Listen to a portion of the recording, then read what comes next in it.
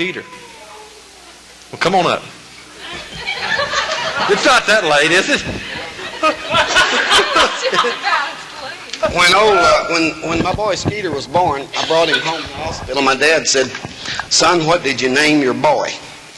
And I said, "I named him Don." He said, "Why would you name a boy Don?" I said, "Don't you know every Tom, Dick, and Harry is named Don?" That's a fact.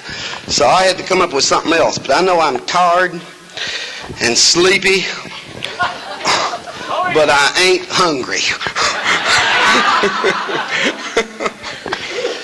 I think I ate too much.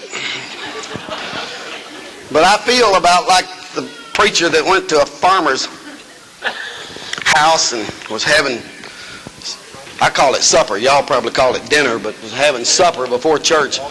And he just kept passing on things, and passing on them. And finally, he said to his hostess, I don't want your feelings to be hurt, but he said, I just don't preach well on a full stomach. So that's why I'm not eating so much. As they went home from church that night, the little boy said to his farmer daddy, he said, "Well, Daddy, what'd you think about the preacher?" And the daddy reared back and he said, "Well, I figure he might as well have went ahead and ate."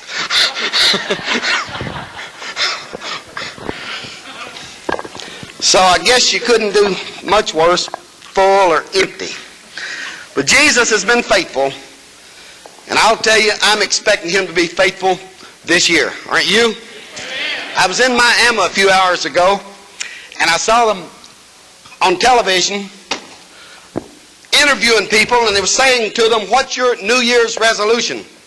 Or revolution, whatever they were calling it.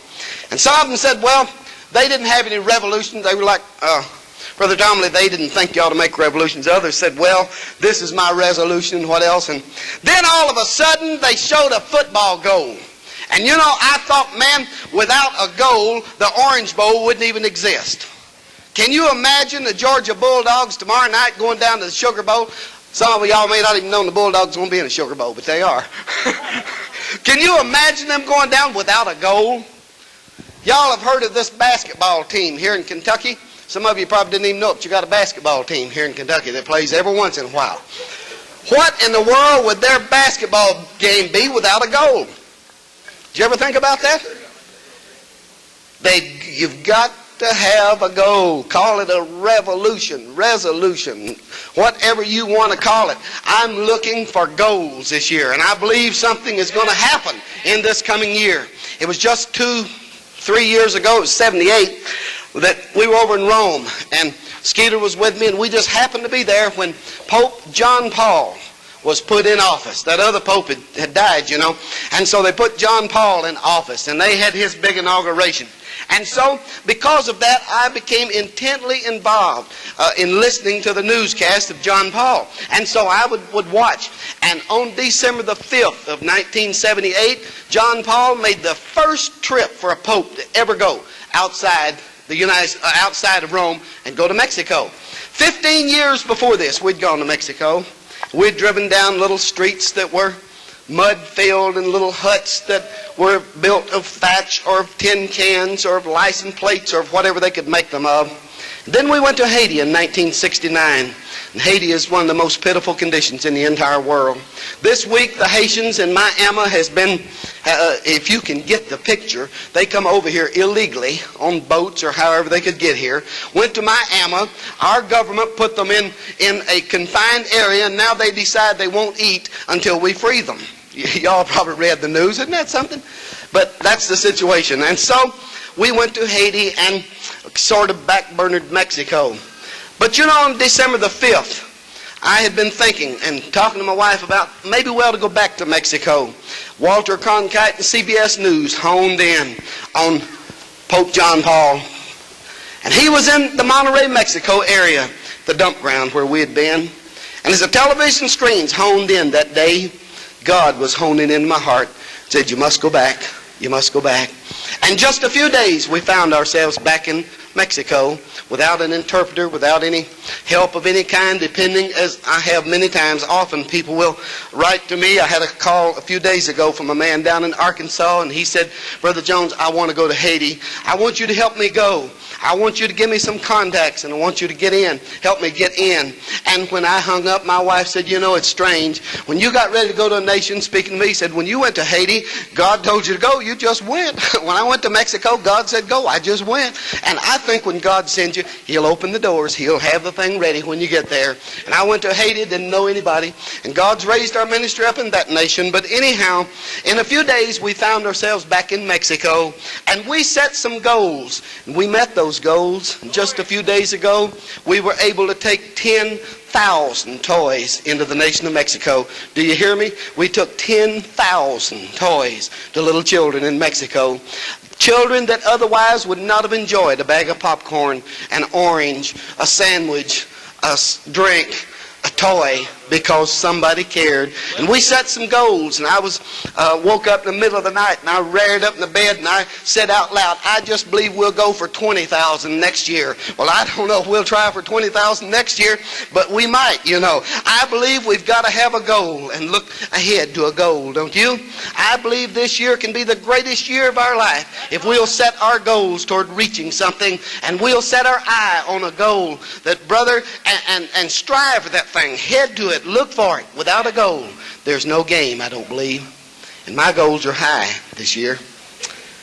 We went in Mexico a few days ago. We went 250 miles outside of Monterrey. How many have been to Mexico? Put your hands up. A number of you. We went outside the city of Montehuala. There's an area, a city there called Cedral. Cedral was a model city built by President Echeverria.